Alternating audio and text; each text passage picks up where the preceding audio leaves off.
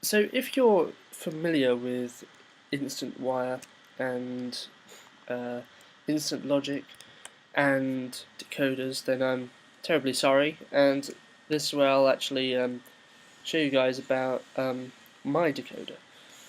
Okay, so this works on a very simple basis actually. It's much more simple um, than other decoders, but you only have to worry about the bits that you want rather than all the bits. Or so, if that makes any sense at all.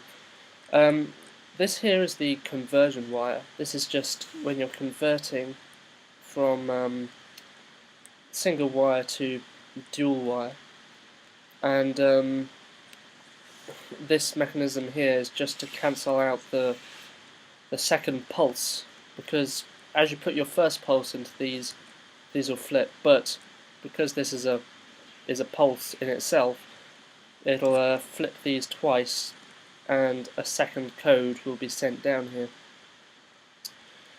Um, right, yeah. So basically, the signal gets sent down this long chain of instantly repeated uh, signals, and then on these signals we have pistons beneath.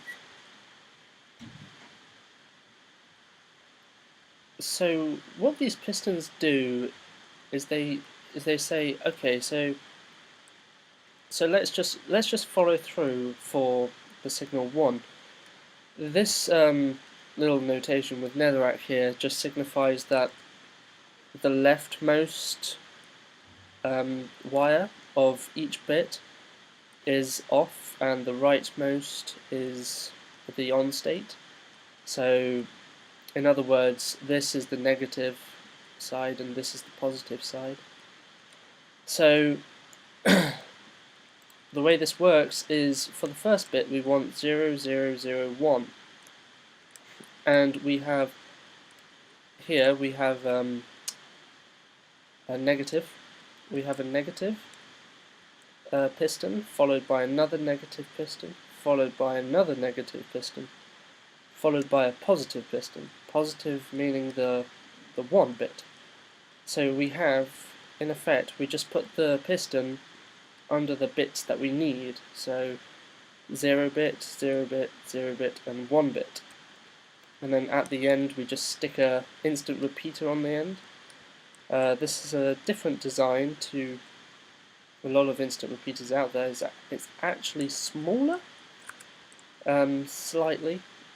And yeah, basically you just run the instant wire into the piston, and then underneath have this torch instead of having the torch on top, powered by a block. So it just compacts it down a bit, which is pretty useful. And yeah, that's basically how the decoder works. So that's for 1. For 2, you have a 0-bit piston, another 0-bit piston, a 1-bit piston there, and then a 0-bit, and then here we have 1, 1, and then the 1 shifts over to this one for this piston. You know, the 0 here now becomes a 1, and we have 2 zeros that follow, and it just carries on going like that for all of these things down here. So that's just a very simple way of making the decoder. Now, unfortunately, this decoder doesn't have 0. It doesn't have a 0 that comes out. You can add a 0 coming out though. What you need is this sort of wire on all the bits. This sort of instant wire, only it's sort of an inverted style of instant wire, and I don't think it's quite instant. But it's almost instant, like 0.5 ticks or something. And then this goes into Setling's Instant Not Gate, and this comes down here. I've just had a little rethink about the 0 line, and I came up with maybe a little better way of doing it. Basically, you still have the same setup here with the Instant Not Gate, and then it comes down here, and then it goes into another one of these decoders, but this time it's a bit smaller, and basically it says that if this one line here has a pulse at the same time as this 0 line, then we get an output of 1. I suppose you could have it if this one, you don't even need that piston there. You can have, if this one does anything, then you have a 1. But then the difference is, in this line, we have, if we have this one, if we have 0, NAND 1, then we'll, basically, if we have 0 but not 1, then we'll have a 0 pulse come out of here. So that's just a simple little, I guess you could call it a fix on the on-off 1-0 line output for those who want it.